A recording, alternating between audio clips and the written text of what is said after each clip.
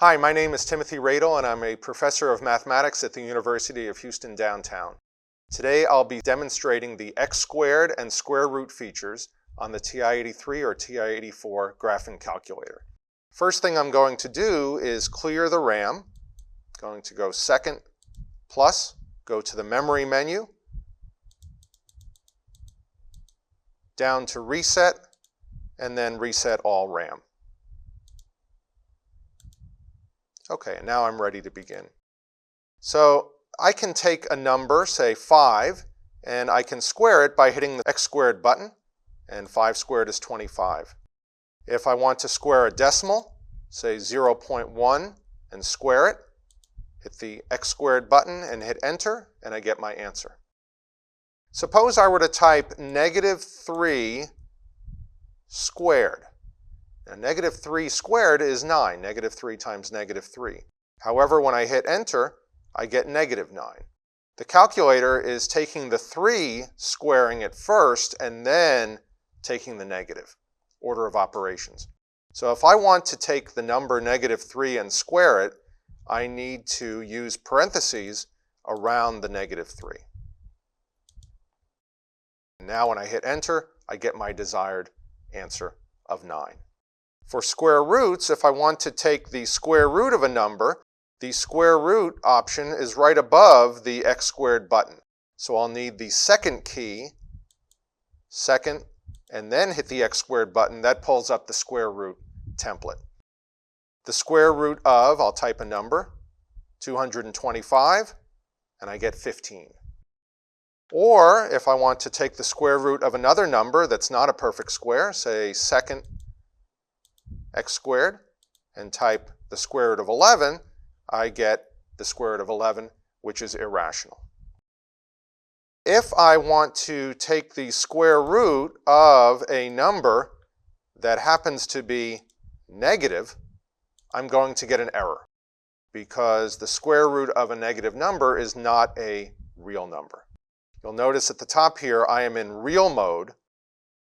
And so if I wanted to evaluate the square root of a negative number and get an imaginary or complex number, I would have to go to mode, and I'd have to go down here to real and move over to the right to allow complex numbers of the form a plus bi. And if I do that and select it, and now I go back and quit, now I can take the square root of -1, shortcut here is to just hit the up arrow twice to get back to the square root of -1 calculation, and now when I hit enter, I get an answer. I get the imaginary number I.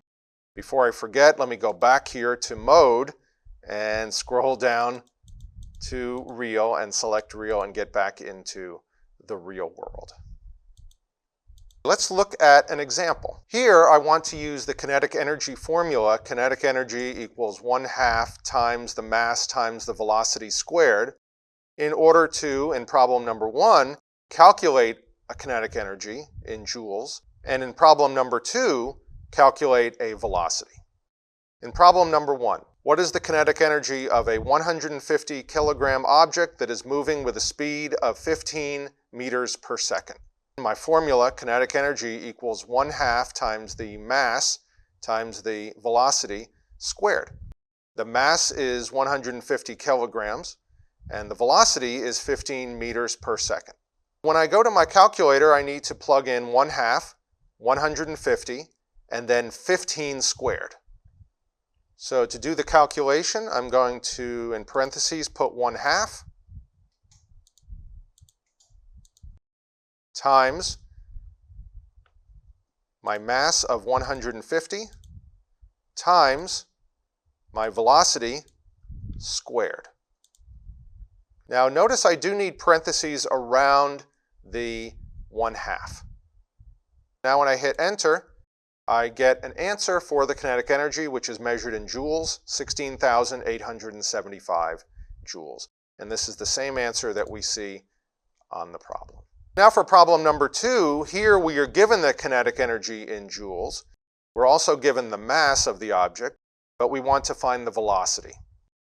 And so if we have the kinetic energy formula, kinetic energy equals 1/2 times mass times the velocity squared, by multiplying this equation by 2 and then dividing by m, the mass, I can solve for the velocity squared.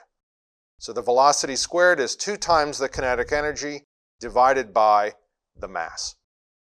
Here, the kinetic energy that is given is 25, and the mass is 34. So I take 2 times 25 joules, and then I'm going to divide that by 34 kilograms. And I get the following answer, which is my velocity squared. Now, to get the velocity, I'm going to take the square root of this number. Here is where I can take advantage of the answer feature on the TI-83 or TI-84 calculator. The answer feature, ANS, is above the negative button. I want to take the square root of this last calculation. Notice that I don't want to type all of these digits. There are actually more digits beyond that I cannot see. And so I'm going to go second and then the answer feature and take the square root of the last calculated answer. And I get my answer for my velocity, which is around 1.21 meters per second. And that is the same as the answer that we see here.